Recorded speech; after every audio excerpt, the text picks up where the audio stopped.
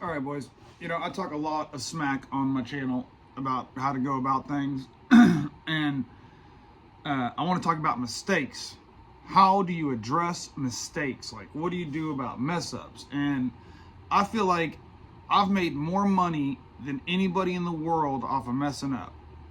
And I'm gonna probably say like 2 or 3 situations of that. One of them I've talked about before, but I've definitely made more money off mistakes than anybody. And but the biggest factor to making money is selling a good product, be it a service or a product. Whatever you're selling, it's got to be high quality. And even in your best attempts, there's got to be mistakes. So like, how do you because you always want to be trimming down the fuck ups, right? You don't want to, it's not like you want to fuck up, but it's inevitable. And so like, I have a method that I use with my customers to really to smooth things over. So number one, full accountability. Like, just full accountability. You own everything. Don't ever lie. Don't ever deny it. Don't ever try to hide it. Like, lose money on the deal. Like, lose money on the deal. Be willing to lose money one time on your fuck up to keep making it forever, because it pays off. Like the biggest customer I have right now, what really sealed the deal between us is he was giving me a couple jobs, because this guy has so much fucking work, right? Like, it's a blessing to be his plumber. He has so much work that he was just giving me some small jobs, little tiny ones. And quick boys, little tiny ones. And we're doing, and he didn't want to give me all his work, and he didn't trust me that well yet, and he thought I was too expensive. Like, there's all types of shit. We didn't know each other that well yet. And I'm doing this job in this hospital, and I'm in the 3rd floor, and I'm having to run a pipe in the ceiling of the 2nd floor. And my dumb ass is cutting a piece of cast iron in my hand like a fucking idiot with a grinder. And this is before I had chain cutters and shit, when I just first started out. And I'm cutting this fucking cast iron, and the grinder fucking slips, and it nicks the vinyl flooring, the cheap kind of rubbery flooring shit on that's. And mind you, this office isn't even part of the fucking project, so they're gonna be pissed. And so I immediately take a picture of that, send it to fucking the guy that owns that company that hired me, and I say, hey man, I effed up, I cut this floor, and like he was like, oh shit, what happened? I was like, I messed up, my grinder slipped, I hit that, I nicked that floor. And I said, whatever we got to do. I was like, if you got a flooring guy, you can get out here, I'll pay for it. If you want me to find somebody, I'll take care of it. If you want to take it off the cost of this job, whatever you want to do, I will take care of this. This is on me. And he said, I'll get somebody up there. About an hour later, flooring guy came up there. We were able to fucking get this dealt with, change that piece for one under a fucking shelf somewhere else, and solve the problem. But then, like, after it was all taken care of, he calls me back, and he was like, hey, I don't think any of my guys would have done that. I don't think any of them would have done that. And been honest with me, he's like, because I would have never been able to prove it was you. No one would have known it was you. He was like, but you told me the truth when you had nothing to gain. And I was like, well, hey, man, I'll never lie to you. I promise you. It's a guarantee. And he told me, he's like, you know what? He's like, I'm giving you all my work. He was like, you got the guys for it? I was like, I got 2 other crews that I don't even use for you, I was like, they're doing other shit. They're doing fucking fast food stuff. Because back then I was doing all the McDonald's and Taco Casas and all the different restaurants and shit, Golden Chicks. And I don't do any of those no more, because I do all this guy's shit, and it's way better. But he's like, yeah, I'm gonna give you all my work. Get ready, get ready. I'm about to send you a lot of plans. And he fucking delivered, right? And it changed my life. It changed my life. That fuck up changed my life. And there's been other examples of that. But whenever your people see, whenever you truly deliver, most of the time, right, you always got to be good. You can't just be fucking up all the time and just being honest, and people are gonna be like, oh well, he's a lovable fuck up. But you're not gonna keep getting the work, right? So you do have to deliver. You got to be cold as fuck and good at what you do. But if the people see you at your worst as someone of high integrity, high character, and proactive, and a person who's going to fix it and solve it, not sit here, play the blame game, deny it. It's, I'm coming to you with solutions and accountability.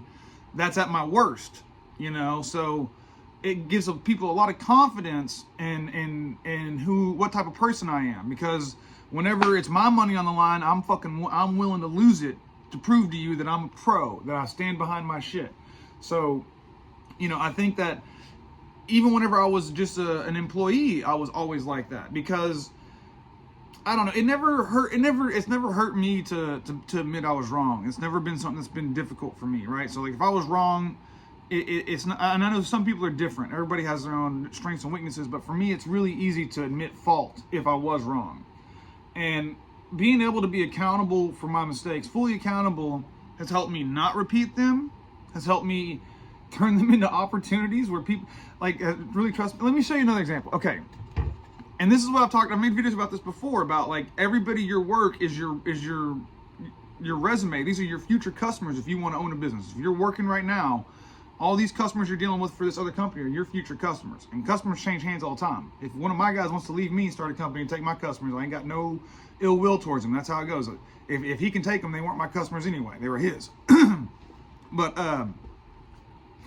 like one of my biggest customers, they're in Plano. A Class A property, my biggest property for service. This property is fought over by all the union shops that do service. This is it's a badass property, and I fucking got it. I've done over 100K with that property since February. Okay, well the manager of that property used to run Victory Park, which I do talk about. I do say the name of Victory Park, and that's a big property that I take care of as well. And Victory Park loves me. And initially, that lady who's at Plano was in Victory Park. And she took over that property with another lady, and they're just like, you know, pretty ladies that graduated college, commercial property management. They were super sweet, super nice, but they didn't know anything. And they took over Victory Park with no help. They had no porters. They had like a company they hired to do porter service, but they had like no maintenance men or nothing. And they got a hold of my company somehow, and I got out there and I got hooked up with them, and they just trusted me. Right? And because I never lied to them, I was always dead honest, right? And they used me for everything. And I learned that property so well that whenever those girls got kicked off that property, a different property management company came in, like an even bigger, badder property management came over, took over that property. That company was forced to use me because I knew where all the bodies were buried. Like no one knows that property as well as me in the whole world, and it's 8 blocks of downtown Dallas, and there's no one in the world that knows it as well as me because of my due diligence for those girls, right? Well, one time I effed up, man, like hard. I'm supposed to be running this fucking wire down this wall for this fucking reader that I'm going to be putting on the wall for a water meter, and I leaned my ladder up against a breaker panel, and I'm like, okay, breaker panel's here. My wall paneling, I was like, it only goes into this, like, past this stud, like, 3 inches, 4 inches. I was like, so as long as I'm all the way on the right side of this stud with my drill, I'm gonna, I can drill down, I'll be like 8 inches, 10 inches away from that breaker panel. I can run this wire down and open the wall on the outside, pull my wire through. It'd been fine. And that's what I did ultimately, after I fucked up. But before I did it, I'm right-handed. So I told myself, lean ladder up against breaker panel, go to the right side of the panel. Still, take my drill in my right hand, go in, and I'm all the way on the left side, right next to the stud I'm supposed to be avoiding, not thinking about it. I don't know why. Drill right on top of that breaker panel. Lights go out everywhere, dude. And I'm like, oh, fuck, dude. They had to open that fucking sheetrock, and it was all... they didn't even tell me what it cost. But I told them, I was like, you got to back charge us. I was like, this is a stupid mistake by me. This was so dumb. I'm embarrassed that I did this. I was like, but there's no excuse for this. And I immediately got on it, and I didn't try to lie or hide it. And they refused to back charge us. They refused. And I was like, Madeline, you have to. I was like, I don't want you to get in trouble. She's like, no. She was like, it is more important that, like, she was like, you do so much for us. We don't want to like get ticky-tacky with you where you don't want to deal with us no more. Like, we'd rather do you this favor. And they're like, don't even tell the company. Like, don't even tell your boss. We don't want you to get in trouble. And I was like, they're not gonna care, I was like, it was an honest mistake. And it was like, no one charged anybody. I couldn't believe that. Those same girls, when COVID hit, they called me and they said, hey, one of your coworkers said he wasn't getting a lot of hours. And if you're short on hours, like, you can just come up here. We'll find something for you to do. And don't get me wrong. I think it sounds like they're flirting with me. These girls are married. There was never a flirty, any kind of thing like that between us.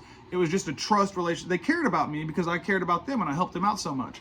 And now both those girls that were there, one of them went to Deep Ellum, which I haven't got yet, but like I've got. Like I've put out a lot of big quotes and I'm kind of holding off. I'm the one who's holding up that relationship. I can do more work in Deep Ellum, which is huge. It's like the arts district of downtown. Well, it used to be. Now it's kind of like I don't know, Kristen Cavallari has a store down there, and it's like 10 blocks. It's like a historic district. You can't build buildings more than 2 stories there or 3 stories. It's a cool area. It's real like trendy hipster area. When I was 17, she used to play music out there. But yeah, now I have Deep Ellum, or I can get it, and then that other property in Plano, which I've already done over 100K of work at, still have Victory Park with the new management. And a lot of that came from fucking up and showing people that I won't lie, and I won't cheat you, and I'll be honest with you. So turn your fuck ups into fucking gold, boys. Like, I've done it, and I had to deliver along the way too. You know what I mean? But because I was so good and so honest, whenever I fucked up and I owned it and proved that I was still good and honest, I mean, it really has enriched me. So I don't know. This may be a long talky talk, but if there's anything you take from my channel, this is the one. This is the one. Bye.